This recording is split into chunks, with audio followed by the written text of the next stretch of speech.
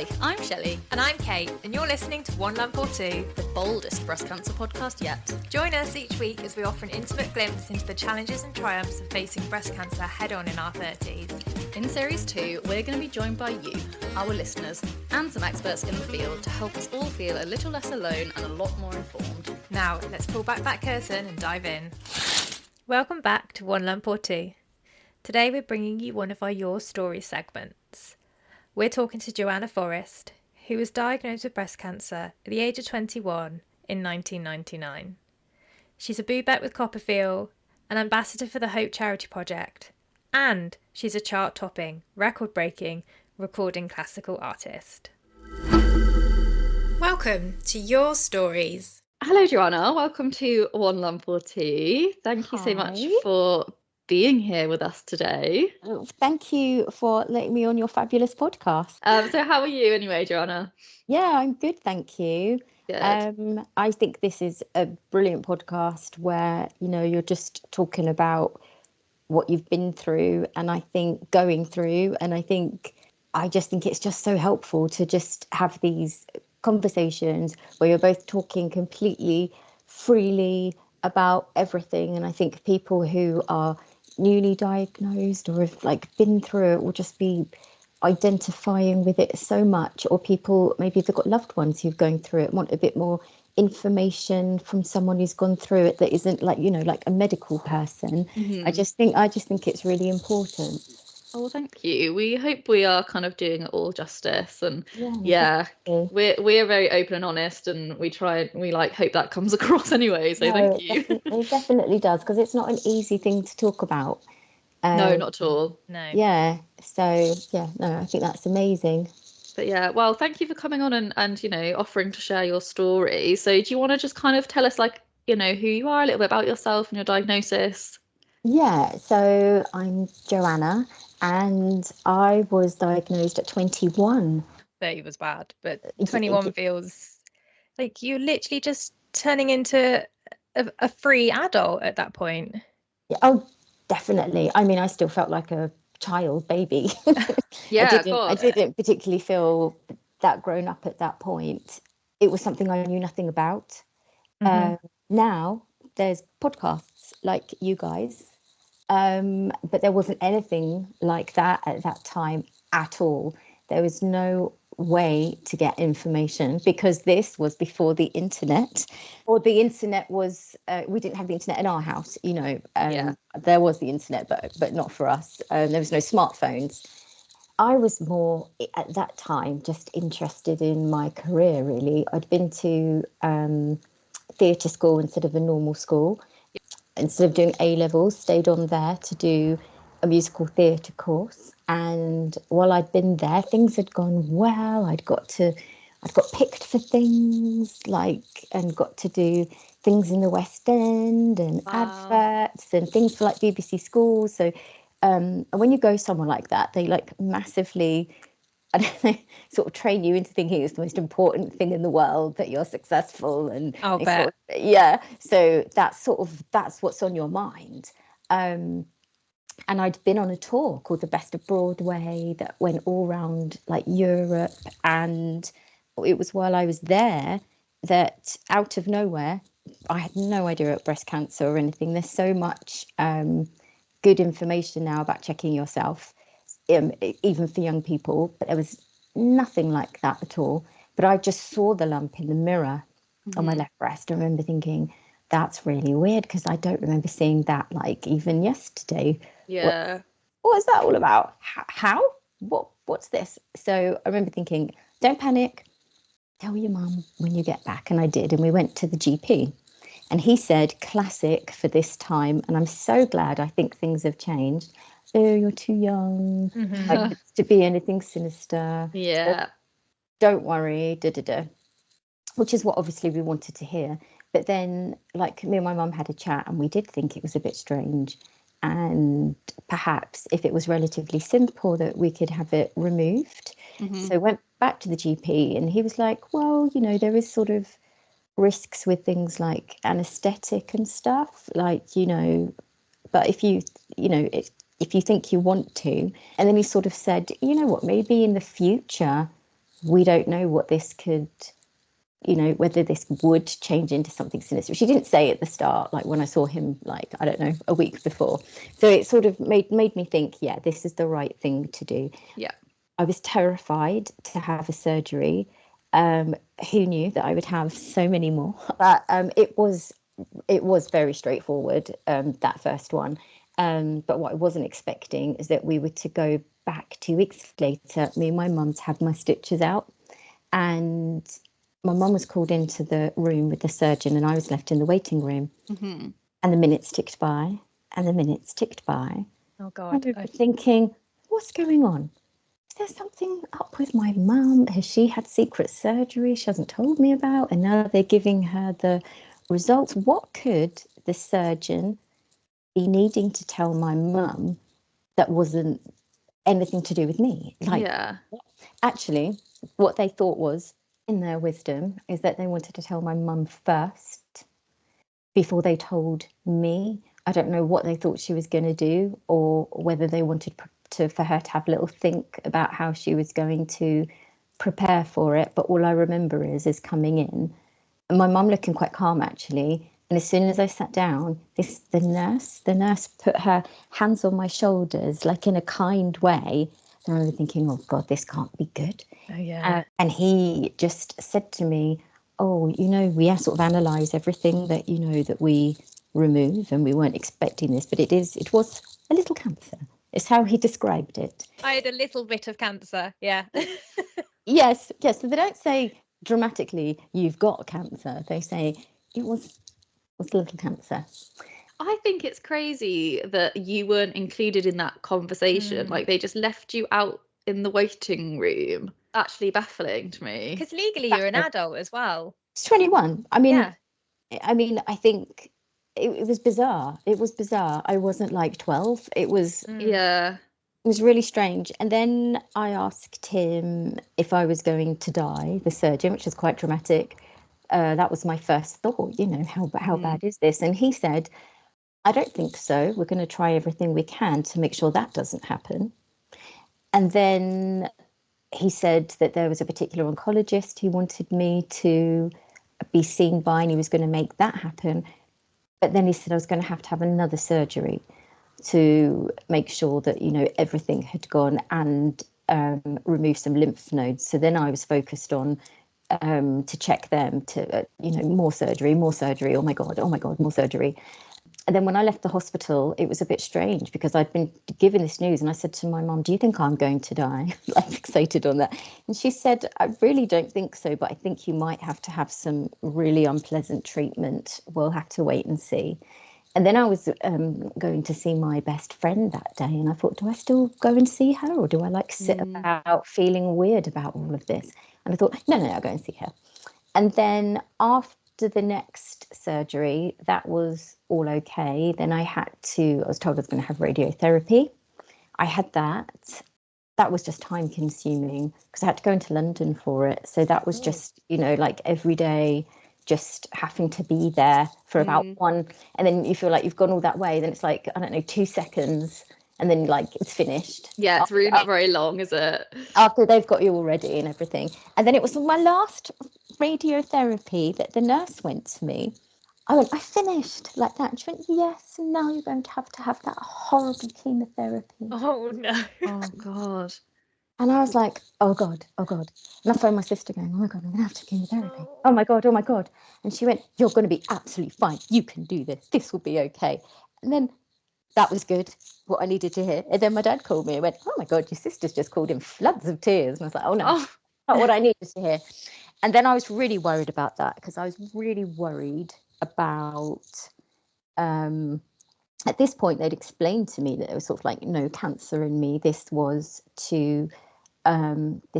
treatment after, just like belt and braces. Let's just make sure nothing's escaped, nothing's going to be a problem in the future. I was so terrified about this, and I really didn't want to lose my hair, and I was just in a state of oh God, how can this be happening? What I sort of knew about chemotherapy was, I don't know, seeing terribly ill people looking like they're hating their lives. I mean, it's accurate. Yeah, but everybody looks really, like, in the pictures you see and in the movies and stuff, everyone looks really gaunt and lifeless and like the sickest they're ever going to be. And whilst it's some of it is like that, but for a lot of it, like, you can just kind of go on and you don't look that sick. And I don't know, I feel like the movies definitely like dramatize it a little bit. 100%, because actually it wasn't as bad as I thought. I didn't lose my hair. It thinned a bit, but I didn't lose it. Congratulations. Yeah, that was really lucky. Because there were no things at that point, like the cold cap technology wasn't available where I was. And so that was just really lucky and apparently quite surprising to the medical people. And then I'd finished that, and then I was put on tamoxifen. And I remember going back to the I didn't know what it was. Nobody said to me, this is an estrogen suppressant that helps because you have estrogen positive breast cancer. That wasn't said at all. They just said you have to take this tablet. I had no idea what it did. All I knew was that I didn't feel right the whole time. And I just went back to him and he said, oh, how are you getting on with the tablet? And I said, I just don't really feel very right. I don't feel like me. And I feel like my period has got like so heavy and it just feels horrible and da. And he said to me, I don't think it's working because I think you're too young, so you don't have to take it anymore. Now, in later, reading and knowing about this stuff, that it could have been, he doesn't know. I don't know why he thought that. I don't think they knew about as much as this type of thing. And then all it was then was going for checkups and blood tests, and everything was completely fine until fast forward till 2 years ago now, and I felt a lump and I was like, oh God. But actually just thought, I'm sure this will be fine, really. But I knew I had to go and get it checked out because I'd been being a boob back for Copperfield awareness charity where you go to schools and businesses and you've got to check yourself. So I'm one as well. Yay! Yeah. I was like, how can I have been doing that and then not go to the doctor? So went to the doctor and was really disappointed and shocked to realise that there was in fact 2 lumps, and one of them I couldn't feel. So these surgeons are so clever with their professional fingers that they can just feel things that even if you're checking sometimes that you just can't.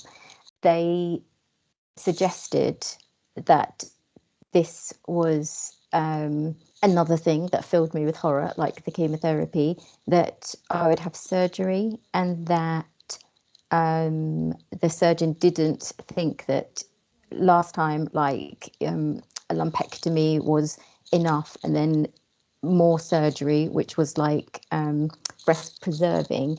They were like, this has got to be like a full mastectomy. I was like, right. And then I was given some information. One of them was called like Flat Friends, about how would you feel if you didn't have a reconstruction? Do you want a reconstruction? Do you want to think about a reconstruction at a later date? It was so much to think about. I couldn't have an implant because I'd already had radiotherapy, and so apparently the skin is too tight. So my only option, if I was going to do that, was the DIEP flap reconstruction. So the surgeon went, go and see the cosmetic surgeon, and I had about 2 weeks after meeting with him to decide whether I would do it.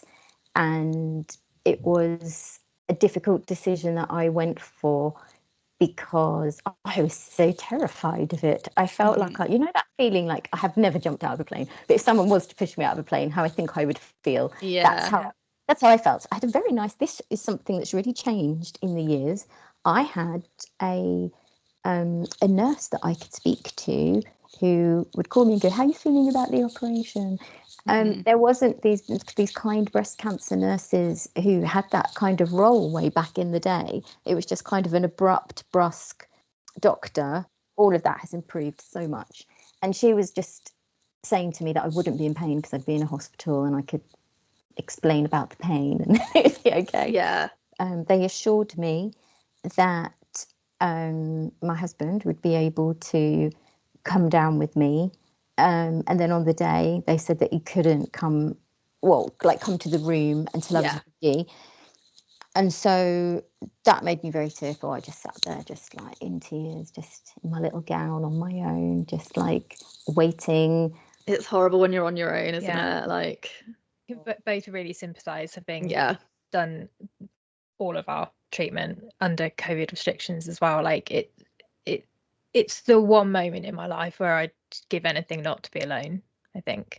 100%. And when the nurse came and the porter came, and I'd had this in my mind the week before. I'd had sentinel lymph node operation where they wanted to check again if I thought my lymph nodes had gone, but apparently I still had some, whether it was gone into my lymph nodes. And so, and I had to walk down to that operation. So I was imagining myself like trying to walk down to the room like I was Beyonce or something. So it was a real shock when actually the sides of the beds came up and they were pushing me in the bed.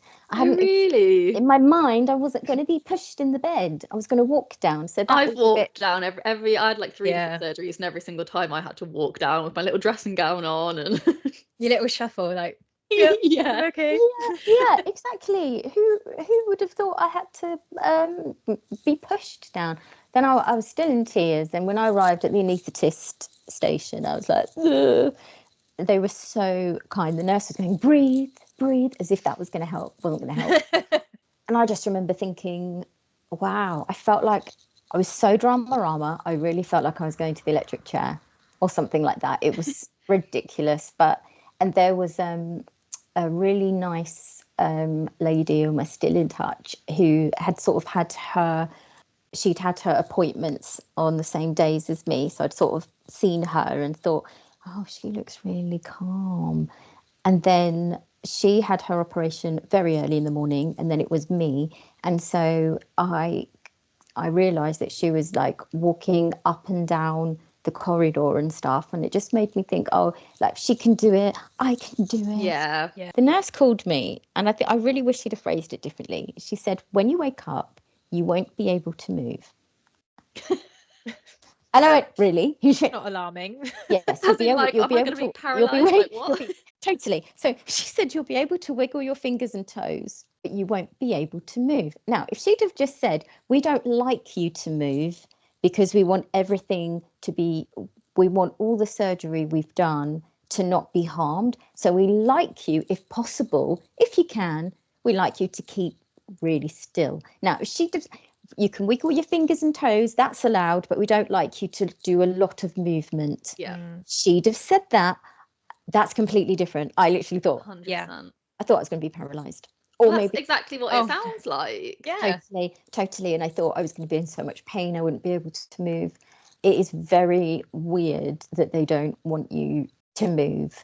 And there's no pushing, pulling or lifting with the whole of the side that they've done it on. So how do you get in and out of the bed? And because you have to put your weight on the side. How do you do anything? You're not allowed to flush a toilet. You're not allowed to lift anything. So when they told me, they're like, you're not allowed to lift anything heavy. And I was like, that's fine, I don't anyway. But by heavy, they mean like a mug of tea or like a kettle, basically. You're not even allowed to put the kettle on yourself to make yourself a cup of tea because it's too heavy. Yeah, they didn't want you to do anything because the blood vessels, they want them to find their new homes.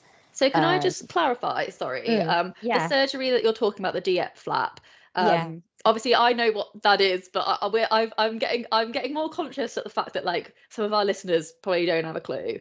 Oh yeah, of course. What flap? What flap are you talking about? So can I just clarify that the DIEP flap is when you take the skin and the tissue from the back of your shoulder, right, and then deform it into a new boob? There's 3 different kinds. So the one I had is actually from your tummy. Oh, so that's the one I'm going to have. That's the one you're having. Yeah. Oh my God, you have to be very still. Oh my God, okay. Can do it. But I won't be paralysed. Yeah. like I'm going to remind paralyzed. you of that in the morning. Yeah, no, you won't. They just won't want you to move, but you'll be absolutely fine, because I just wish, and I can do this now for you. I just wish somebody would have said to me, "You're going to be absolutely fine." Because I just got in such a flap about it. I think obviously what the nurse said didn't help. I thought I was going to wake up and wouldn't be able to move. Not, they just don't want you to move. The other one is from your thighs and bum, and then there's from your tummy, and then there's from the back. Yeah. I was in hospital for a few days, so by the time you go home, you will feel like you're ready to go home. Yeah. I mean, I'd got dressed, packed my little bag, and was sort of saying things like, "I've been to the toilet lots of times." 'Cause that's what they want to hear, isn't it? 'Cause Yeah. just so you know, remember 3 times. Like, I just really wanted to go. And then they like you to get your steps in, so they'll be wanting you to be, up and about and pottering about and walking. You have to walk up and down stairs as well before you're allowed to go home. Yeah, I don't have stairs because we live, I guess it's like a bungalow, but there were stairs to leave the hospital. Yeah. So I had to do that and walk up and down with the physio. But please don't get into as much of a flap as I did, because I didn't wake up in pain. And crucially, I could have moved. Yeah. Just didn't want me to. So you feel like you want to. So, but they'll be very much like, they will, they won't want you to like lift your water. They'll give you it in a straw, and they'll want you to sleep on your back. But as far as pain, I would say it was at the worst, it was mild discomfort, and I just didn't believe it was anything that I could handle, and I did. So you'll be absolutely fine. The idea of it is so much worse than the actual surgery itself. So if anyone is listening and they've said the DIEP flap is something that's possible, and you're nervous because you don't like surgery, if I can do it, anyone can do it. Literally, anyone can do it. And the recovery time is like, depending on what sort of job that you do, but it goes really quick. So they don't want you really for about 6 weeks to, like, I don't know, run a marathon, do heavy gardening and stuff like that. But it goes. Can't do that anyway. Yeah, Shelley won't be doing them. It goes really quick. It goes really quick, and then I had hanging over me my onco test, and that is a test to determine whether they think that chemotherapy is going to be a good idea or helpful. My onco test came back low, so I knew I wasn't having chemotherapy, which was a big relief. Yeah, I bet. But then he was like, "Please go back on tamoxifen." So after about 2.5 months, went back, and he did the little test to see how much it was helping me personally, and he said it was 3%. So I decided that I wasn't going to take it. Because it was protecting me 3%. I'd had the DIEP flap.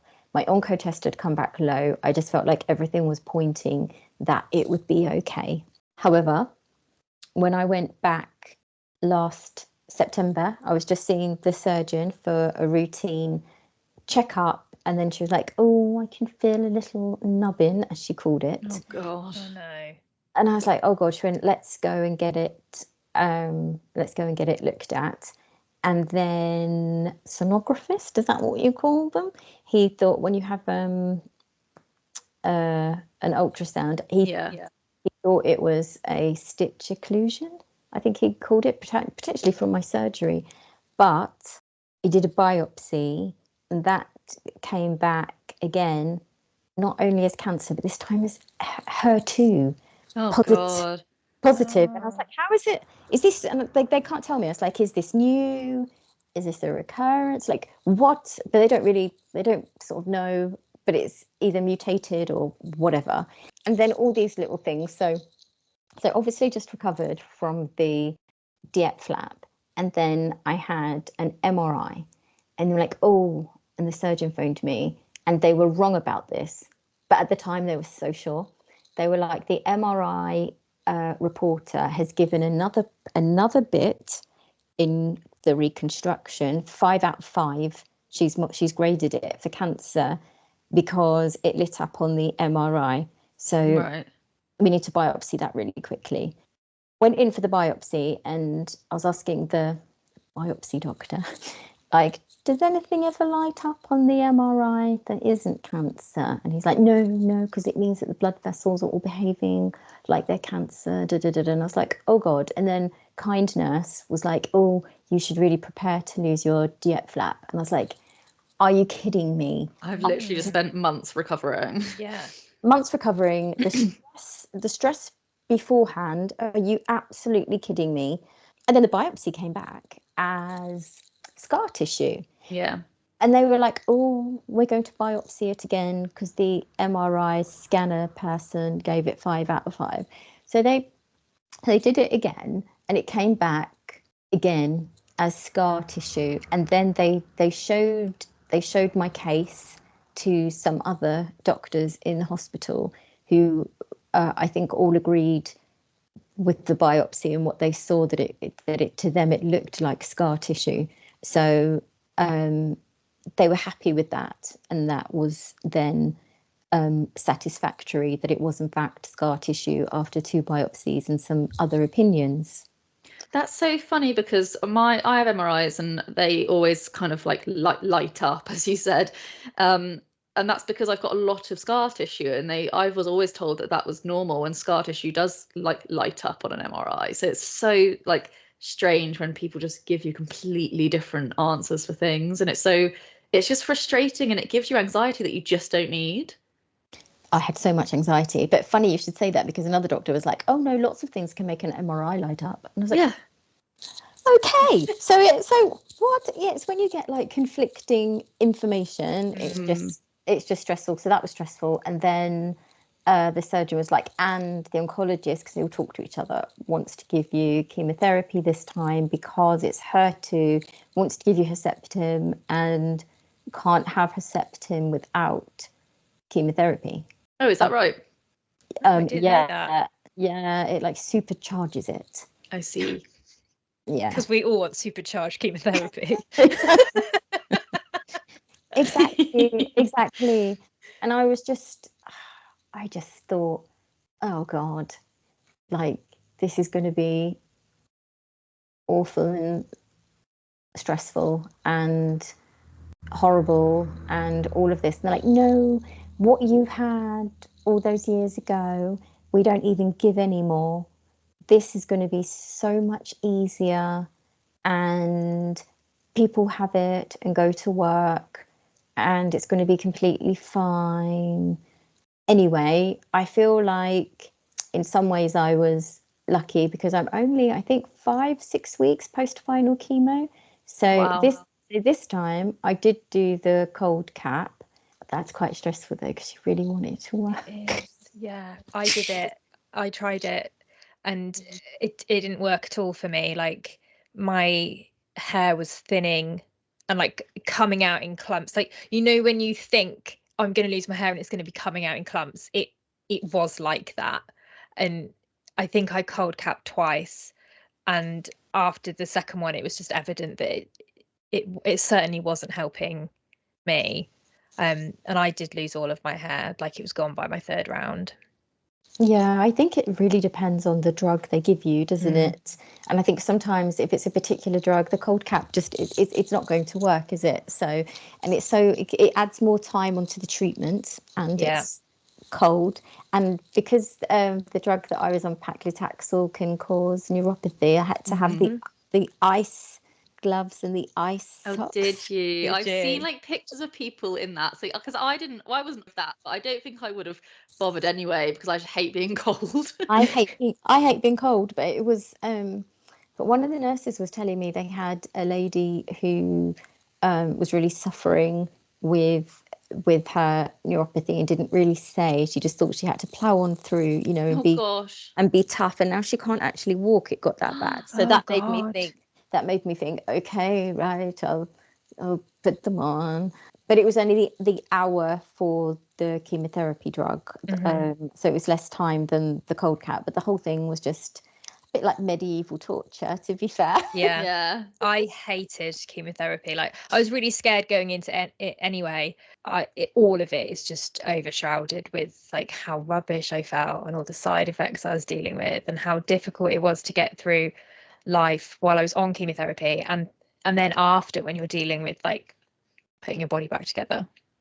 Yeah, I feel like I'm in the putting body back to. Well, I've still got some Herceptin injections to have, which are making me more tired than I thought, because I think I put the Herceptin side effects down really to the chemotherapy. But it's only now I'm having it by itself that I'm like, oh no, there are some like side effects here, like very sort of tired. But I'm in the process of trying to put myself back together.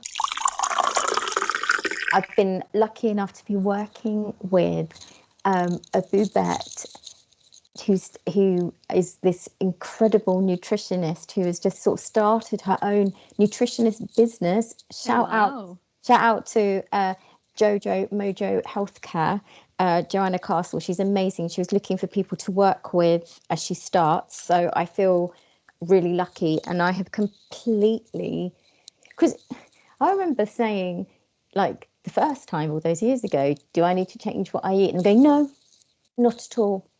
I asked them the same question and they said no. I know, you just carry on as you are. This time I said, do I need to do anything different? No, not at all. And I was like, okay, but the evidence, how can it be wrong if you're trying to nourish your body, even if there's no science that says you can save yourself just with vegetables, like, but how can it be wrong to also think a little bit more about sort of feeding your body? I mean, that's just general good advice for anybody, isn't it, who's like a human being. So I've really been trying to do that, been trying to get lots of sleep, putting my body back together, still, even if I'm tired, still trying to get my steps in, like walking the dog. But it is like a big sort of upheaval to take time out to deal with all of it. It's all of like the admin of what appointment is when and all of that, and just it's a lot. Like, it's not just the cancer, and I think people think like when you finish the cancer treatment, like, oh, fantastic, like you can just go on and live your life, and it's not the cancer, it's everything else that comes with it, and like the mental health stuff, like the nutrition stuff, and like you said, like having to remember all these ridiculous appointments, and when am I going to get this injection, and when do I have to go back to the hospital for a checkup, and when do I have to have this blood test, and it's, oh god, it's a lot. Cancer admin is the worst. It is. Shelley's not bitter at all. It's the worst type of admin that ever. It's like the least fun admin. And I do feel lucky because I think, that I feel like I had, like just the fact that the surgeon had felt this time around so quickly. I was disappointed that after the DIEP to have had a recurrence, because I thought, I don't know, that was part of the reason of having it. But so have you completely you've done lost all the right things, haven't you, to stop a reoccurrence, and you've still ended up with one? Like, so basically I had, this reoccurrence was only 4 millimeters, so that's actually was very tiny. It was easy to remove, and then they wanted to go back and they did get clear margins, but even more clear margins. There's another stage of the DIEP flap, which is a perfecting stage, where they can take some fat maybe from like your thigh, because the other lovely lady who had her operation the same day as me, she's had this done a couple of times, where they can sort of sculpt it to be matchy 100%, like as much as they can with the other one, and they can do really clever things like creating a nipple, and then like in a very sort of realistic way. So I was pleased I hadn't done any of that, just to have like more surgery again, because that would have been like a big waste. I was angry, I guess, that there was the possibility of me losing my reconstruction. I think that would have sent me over the edge, really, only because it's not because I think it looks like amazing or anything like that. It's the time I spent stressing about it and then recovering from it. That was really hard. And well, because you'd already done it twice before as well, like it's just at this point it's just a bit like, give me a break, man, like, you serious? I know, exactly. But like on a more sort of like positive note, I do think I felt more well in some ways on the chemo than I expected to. I really expected. I was like, I was going to be like sick all the time or something, and they put the anti-sickness thing, I think, in with all the steroids and stuff, and and it was just, it's that horrible feeling of, and you guys will relate to this, it's kind of like you've been poisoned, and that's how it feels, isn't it? Yeah, basically. Yeah. I described it to everyone that I was just going to poison myself, because it's exactly what I was doing. And it's the way it felt to my body. Like I could feel it waving over me. Like, so like a couple of hours after I'd had the chemotherapy and I'd left the hospital, I could feel my body in effect shutting itself down. And certainly when I was on paclitaxel, that was knocking me out for like 16, 17 hours at a time after I'd had it. And I could feel my body going, no, I'm sorry, there's something happening here that we need to go and deal with, and we just need you to become a sack of potatoes so we can do it. And it's horrible. Sack of potatoes. Yeah. That's all I was eating as well. So yes, same. Just beige food. Yeah, beige food, just stuff that you fancy. Yeah, and just sitting on the sofa. I watched like so many Love on the Spectrums all in a row, just because I didn't have the energy to like do anything else really. And I think it's that feeling of like you want to sort of like somehow just go into like preservation nurture mode. I think it's amazing that you get people who are still doing really sort of active and difficult jobs whilst going through chemotherapy. How do they do it? I really don't know. How do you get people on I don't know whether they're helpful or not, but there's like some Facebook groups like for all this stuff or whatever, and they're like, I'm an accident and emergency nurse and I'm starting to feel a bit tired and fatigued with my chemo, and I'm like, how have you even considered like doing a job that must be so busy and hectic, stressful. So I haven't done any work at all. I just thought that I couldn't, only because I'm a singer and I felt like it wouldn't make the greatest show being like, hi everyone, welcome to the show. Like being really tired today, really subdued. So. I know, I felt like I didn't have my sparkle, and you've got to be like confident, and everyone's looking at you, and I just felt like I wasn't, in that place. No, definitely not in that place. Because the first time around, nobody talked about it. Like, it was considered like really like awkward. I felt like a weirdo because all of the nurses would always go, oh my God, you're so young. Oh my God. Oh, they still do that now. Yeah. I mean, we were 30. Shelley was 29, but yeah, we were in our 30s when we were diagnosed, and still, you're so young. Yeah. Like, thanks. I know.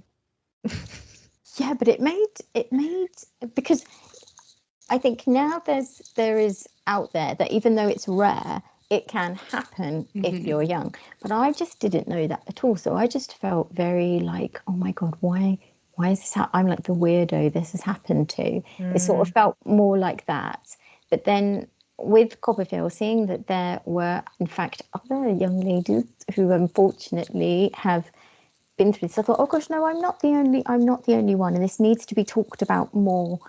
And I just think it's amazing that, oh my God, it is talked about more. I mean, if you think about Breast Cancer Awareness Month and, all the big campaigns that people like Lorraine Kelly get behind, and you get, I think Kylie was a bit of a turning point for talking about it. Yeah. And it's just considered that it's important to talk about it, and there just wasn't that. There was some leaflets with the ladies on these leaflets, to be fair, were probably only, I don't know, like 60. But when you're 21, you're like, oh my God, they're so old. Who are these old ladies on the cover of these leaflets? And you just think they're just like these old grannies who are decades away from you. And why have you got something in common with them? And now I think it's isolating, isn't it? Like when you're you feel like you're the only one going through it.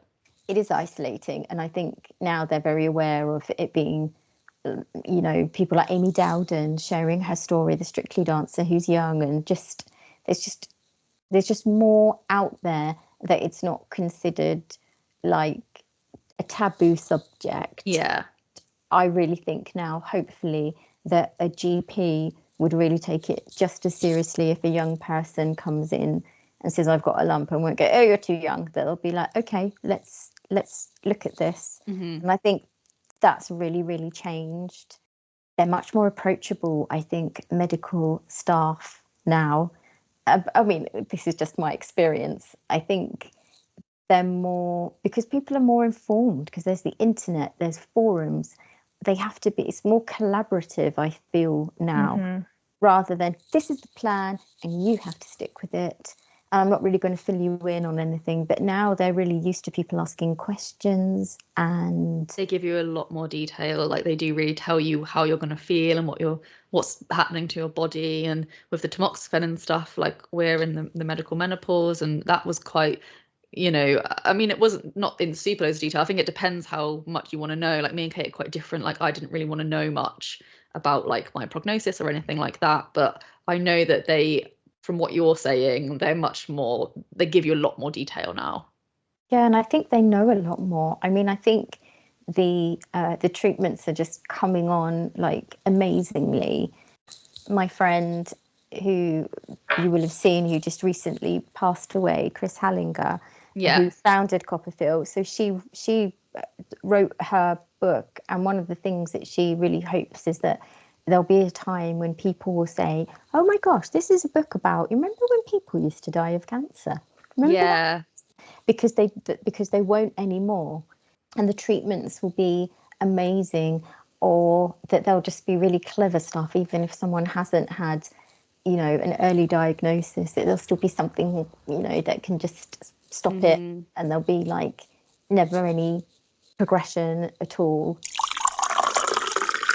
I put it in a box that this was like, something that had happened, and that I didn't have to sort of think about. And and then it was just a surprise that it was kind of like back in my life type thing. Yeah.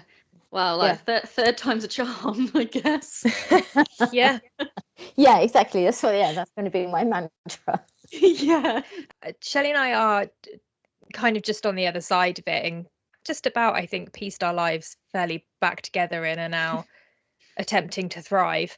But I think we've also felt this sense of like, oh, this isn't going to leave us, and this is going to shape such a large portion of our lives because of the time of our lives that it happened in. So when you were initially diagnosed when you were 21, did you have that sense of like, that's it, that's my life done, like I'm not going to be able to do all the things I want to do because I'm going to lose all of this time to treatment? Did you feel that while you were younger? No, I think there was a feeling of, and I think as you get older this becomes less, I think there was a feeling of lots of time to make this back, if that makes sense. Yeah. I think there was a feeling of, this isn't going to be with me forever. I had a really strong sense that this was going to be done with once I'd, finished everything. It was going to be done. And then I was going to sort of get on with my life. It's funny, this time I have that sort of a bit more feeling of dread that is this going to be part of my life, like, for like longer. Yeah. Well, you've had an amazing career. I mean, I've like stalked you on social media. You're a very Nice like of you to successful say.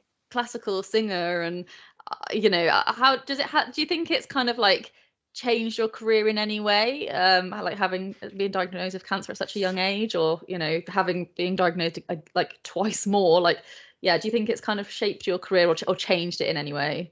I think what it probably did was really give me a feeling like I wanted to get back to it.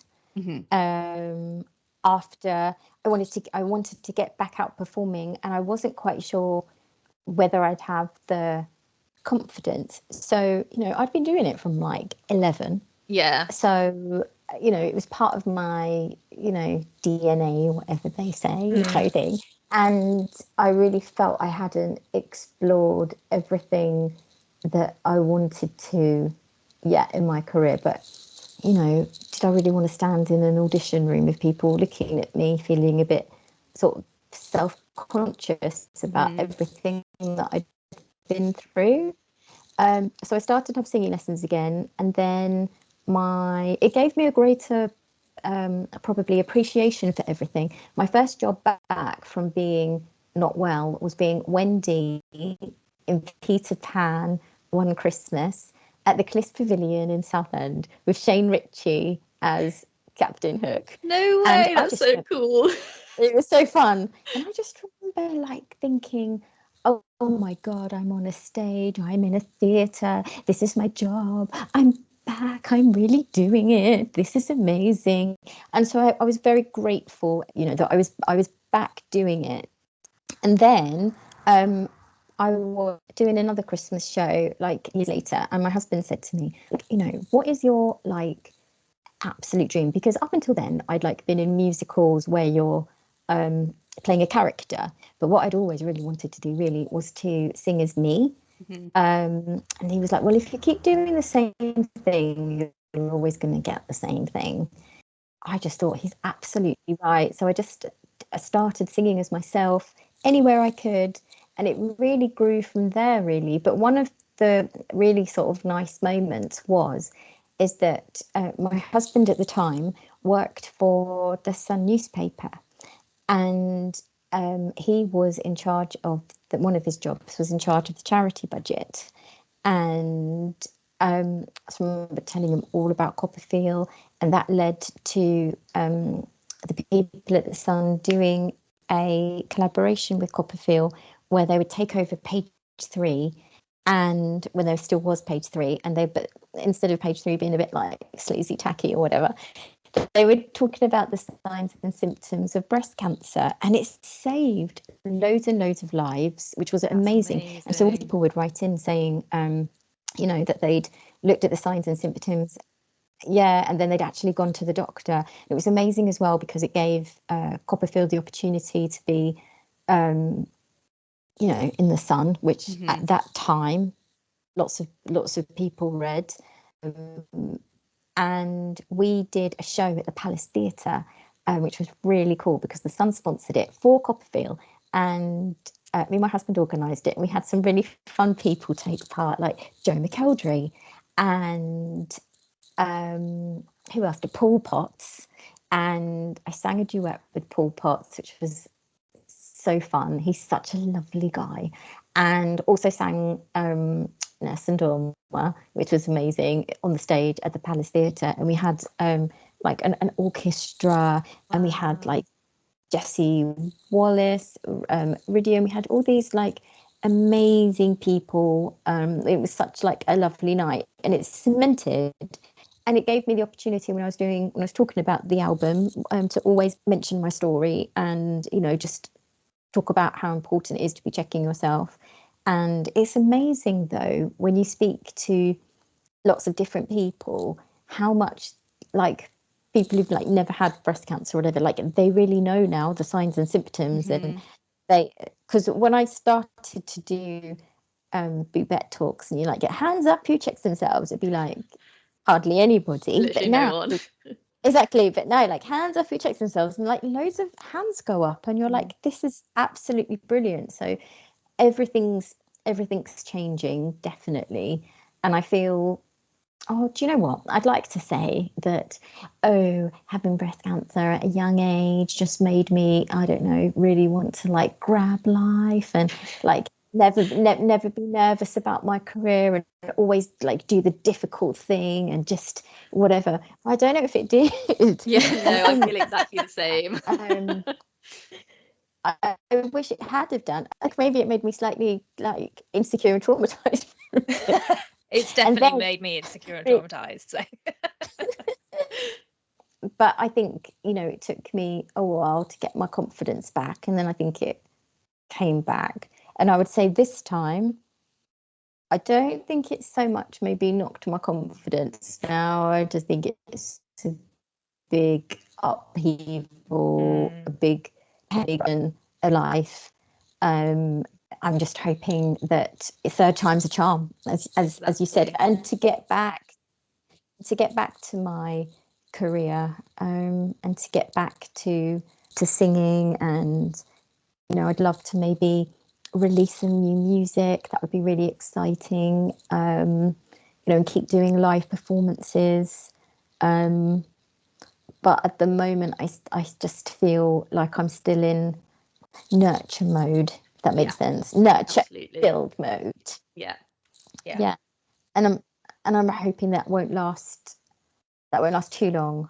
You're not done, but you're going to nurture and you're going to get there. And I mean, certainly for someone who's 6 weeks out of chemotherapy, you look great, because I did not look this great. I was 6 weeks out. And honestly, you wouldn't know. Like, you really wouldn't know. You sound incredible as well. Yeah. Like, you've honestly got such an amazing attitude, and just hearing you talk has been really like, you've got a very like sparkly personality, I think. Yeah. And it's just been like so lovely to chat to you and hear what you've got to say, and we'll listen out for some new music. I can't wait. Yeah, we definitely will. Yay! I hope so. Let's put that out into the universe, that there can be some new music. Yeah, that would be 100%. Great, wouldn't it? It would be amazing. And it's been so lovely to be able to like share my story on your amazing podcast. No, thank you for trusting us with it. I think that's the important thing for us, is that you felt that we were a safe enough space to come and talk to. So it's just amazing, and thank you so much for your time. If you want to share your story, we'd love to hear from you. Whether you've had cancer, you know someone that's had cancer, or you just love listening to our voices, slide into our DMs on Instagram at onelump_or2. Or email us at onelumportwopod@gmail.com. See you next week. Bye!